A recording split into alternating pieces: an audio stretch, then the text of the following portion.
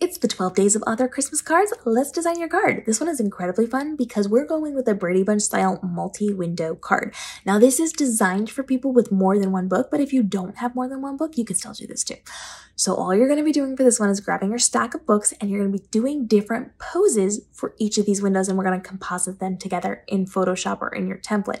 And you're just going to do different poses. You're going to hold your book up at one angle. You're going to be turning the page. You're going to be shocked. You're going to be excited. You're going to be horrified. Whatever vibe you want to give for each of your books, you can do that. You can play it up. You can be as serious as you want. You can pretend this is a photo booth and you're in there with your best friend who happens to be a book, and you can be posing and doing things and kissing, and you can be looking at the things. You could be shocked and you could be excited and you could be all the things. It can be as nice or as funny as you want it to be with the faces that you're making. But think like I'm sitting in a photo booth, it's snapping pictures, and each time it's just a different book that you're holding. You can hold them in different positions.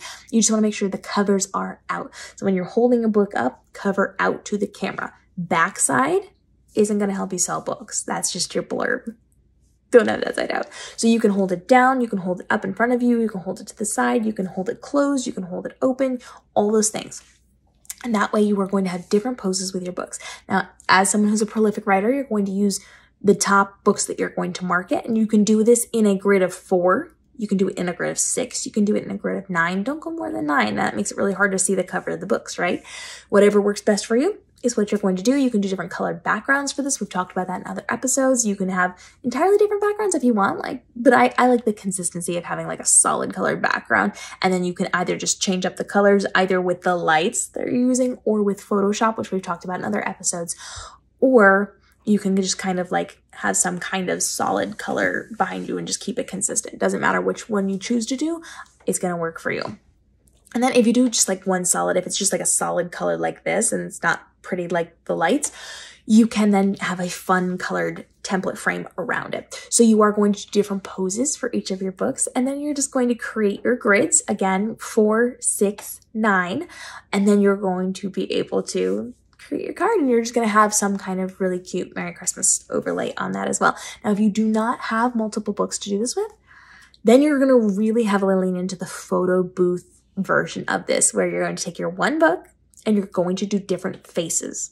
So you're going to do like the pretend kiss. You're going to be shocked and surprised. You're going to laugh like you're having the best time. Pretend like you're in a photo booth with somebody and you're just having the time of your life, and you are going to do different poses, different reactions, different interactions, different engagements. Hold the book close, hold the book far away.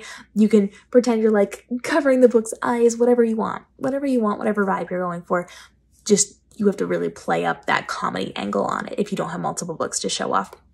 And if you do have multiple books to show off and you just want really nice pictures, you can just smile and look at the camera and hold them up and just slightly tip them at different angles so that you've got just really pretty pictures of you in your book.